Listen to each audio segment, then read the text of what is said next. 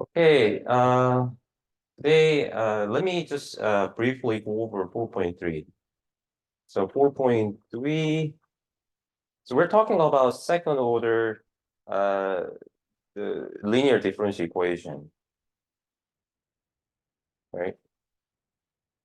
So we need to learn how to solve second order linear differential equation to see the behavior of the solution of the spring mass system, right? So 4.3 is talking about auxiliary equation, or just say aux equation, with complex root.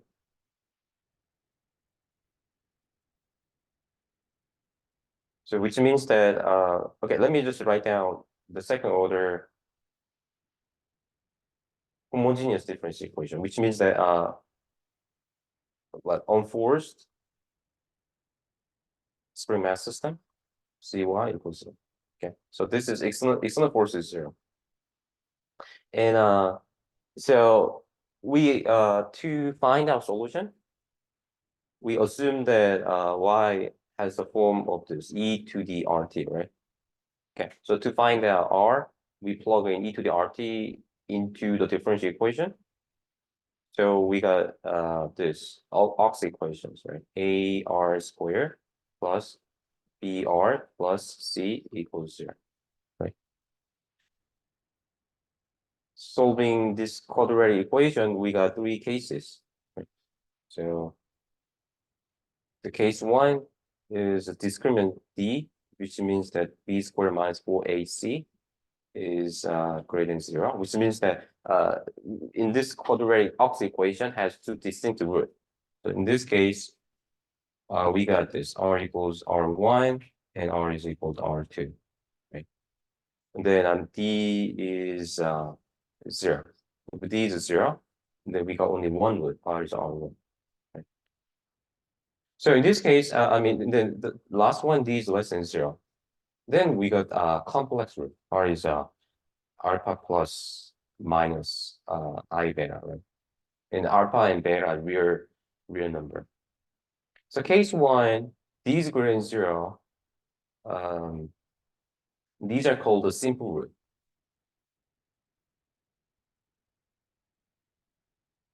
Okay, and they are, we got, if b equals 0, so we got only one real root. Then this is called the double root. Okay. So the first case, the y, it's a solution, y1 going to be e to the r1t, and the y2 is equal to e to the r2t, right? In the second case, what? y1 going to be e to the r1t, and then what about y2? Because we don't have r2, because this one, aux equation has only one root, real root. So to find out the another solution, we put a t. We multiply e to the r1t by t, e to the r1t. Why? Because the two solution must be linearly independent. Remember that Wronskian right here? The Wronskian is the determinant of this 2 by 2 matrix whose entries are y1, y1 prime, and then y2, y2 prime. That is a y1, y2 prime minus y1 prime, y2. If this equals 0, if this is equal 0, that's linearly dependent. So we need to find out y2 whose Wronskian is not equal to 0. Okay, I had to relearn that. So from there, we can derive the, we can get the A solution, which is linearly independent with this one. Okay, by checking, you can figure out that by checking the Wronskian. Okay, so put them into that Wronskian to see if this one returns 0 or not. If it returns 0, okay, that's linearly dependent. I equals 0, linearly independent. What kind of function we have to choose for y2? that there are so many, functions that end up with not non-zero for Wronskian, but we choose that. This is, I think, simplest one, which is linearly independent to y1. Okay, so so now here, and the third case, that's the third case is for 4.3, what we're gonna talking about. Okay, so in this case, so alpha is b, the alpha is b over 2a, and beta is d square root d over, because d is b squared minus 4ac discriminant. This is called discriminant. Okay, d over 2a. Right. So as you can see that the y1 is going to be e to the, just pick up where we left off. So y1 was e to the alpha plus I beta, which is equal to e to the alpha times e to the I beta. This is going to be e to the alpha times e to the I beta is equal to cosine beta. Okay. Oh, alpha t. Sorry, it's a t and a t. So t right here. Cosine beta t plus I sine beta t. That's the Euler formula.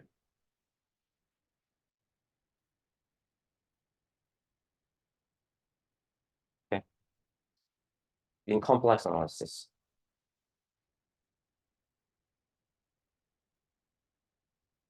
So by this, we got this e cosine and beta t plus I sine beta t.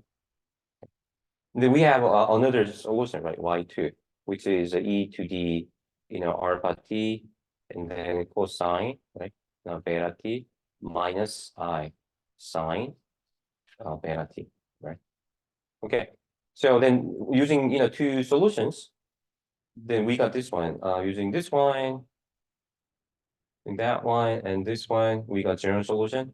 Y of t gonna be c1 times y1 plus c2 times y2, right? Okay, but we got big problem because y of t, that must be a real value function. Okay. So output must be real value, but y1, y2 involve the complex unit I. Complex, yeah. So we have to do something to get only real function in y of t. So that's the in 4.3 you see the lemma. It says that if a function g of t is has the form defined by u of t plus I of v of t, okay, that's the solution, be a solution to the second order second order linear ODE plus by prime and then plus cy equals 0. Okay, and then the u of t and v of t here, u and v are real value function. We can say that this one is the real part. Okay, and that one is the imaginary part.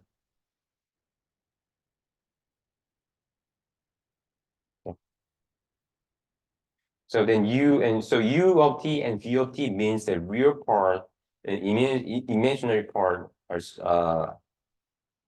are both solution to the equation. Okay, that's the lemma. So that's obvious. Why? Because I'm not going to prove in the lemma, but just think about the strategy how to prove that this lemma. Let's say the lemma says that this is a solution to the equation, which means that when we substitute 0 of t into the differential equation, we should get 0. But derivative of the second derivative and first derivative to z turns out to be what? U prime plus I times v prime. The second derivative is going to be u second derivative plus I times the second derivative v of t, right? So when you plug in z into the differential equation, somewhat we're going to get this a times u, u dou prime plus bu prime plus cu plus a times v second derivative plus b times v prime plus c times b. Isn't it? Is equal to 0. Sorry, right here. So I'm talking about the strategy, how to prove this lemma, okay? So this is a sketch of the proof for the lemma. So this is a real part, right? This is the immediate part. Okay. Think about this. That complex number equals 0, which means that both real and immediate part must be 0.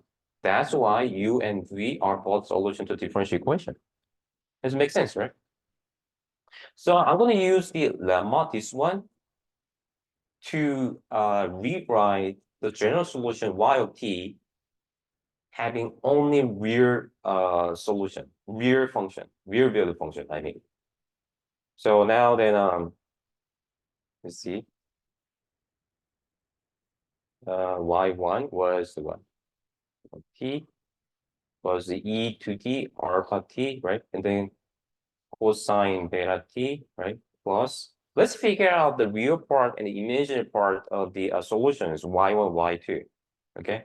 I times e to the alpha t, and then sine beta t, right?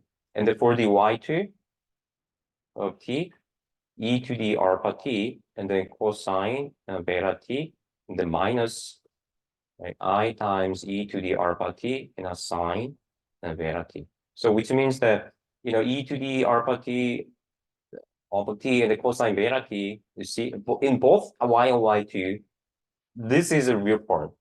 It's common, right? And then that's a real part. This is also a real part. So we can say that, okay, so then y of t is going to be what? Just c1 times the real part, this one, right?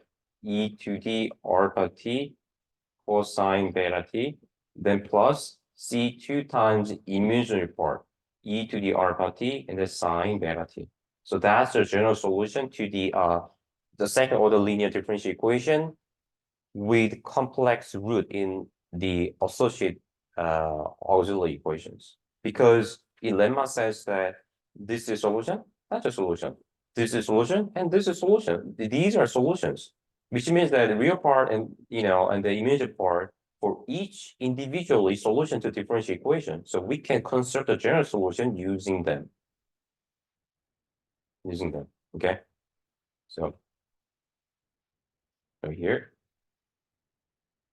So very first step when you solve the second order ODE, very first step is to find root of the auxiliary equation, aux equations.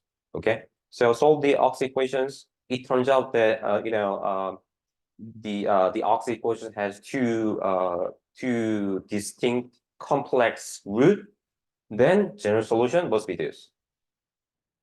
Okay, so the key in mind that hmm,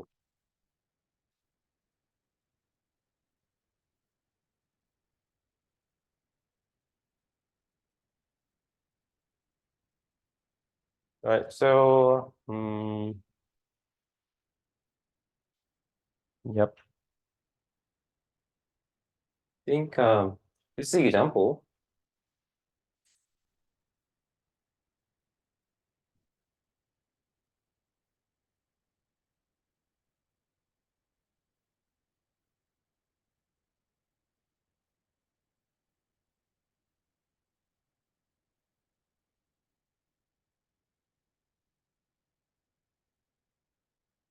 Oh yeah, so example is this is it's the example this one in the mass spring system my the prime you know uh 24, okay, y second derivative and then plus 12y, okay, prime, right, and then plus 40 and then y is equal to 0.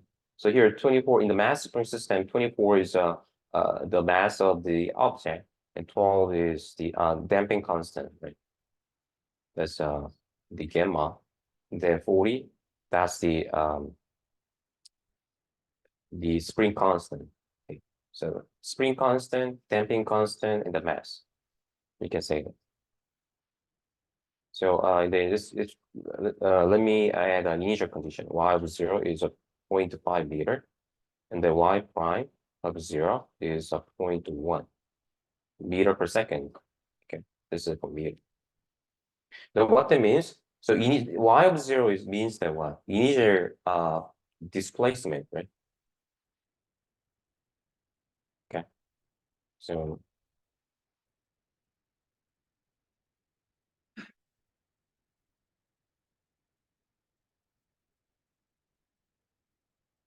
right, okay, right here. And then Y prime 0.1, that's the initial velocity.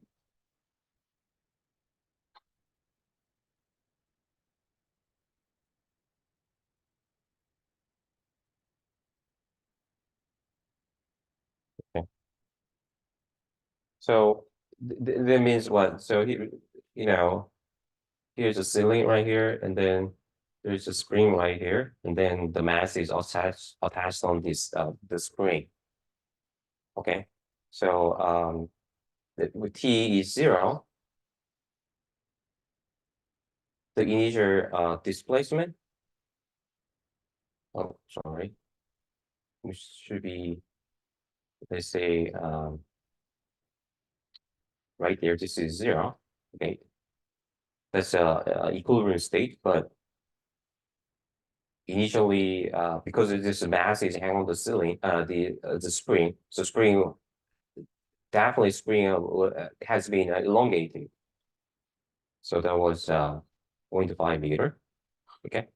And then the initial displacement as the velocity, the V is 0.0, 0.1 at t equals 0. And then this is at t equals 0. T equals 0. Okay. So then what are you going to do? Step 1 is find the root of the ox equation, right? So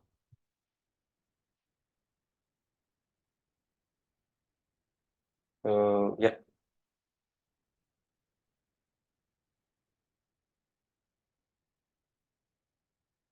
root of ox equation. I'm not going to solve the this one incomplete. I'm not going to complete the solution, writing solution this example. Let me just give you the steps how to solve the problem. Find the root of the ox equation. Okay. So then you see you're going to get two distinct complex root. So R must be -3 and then plus minus the square root, and then 231 I over, okay, and then 12. Okay. And then so the step 2, in the step 2, so the define the general solution. Okay. So then y of t is going to be c1 times e to d, alpha t, right? And then cosine and beta t, and plus c2 times e to the alpha t, and then cosine, sine, sorry, beta t. Here alpha is -3/12, and then beta is the square root 231/12, right? Okay, so here. And then using the initial conditions, step 3,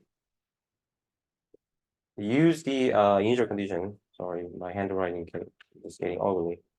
Use the initial conditions to determine C1 and C2. Okay. Right.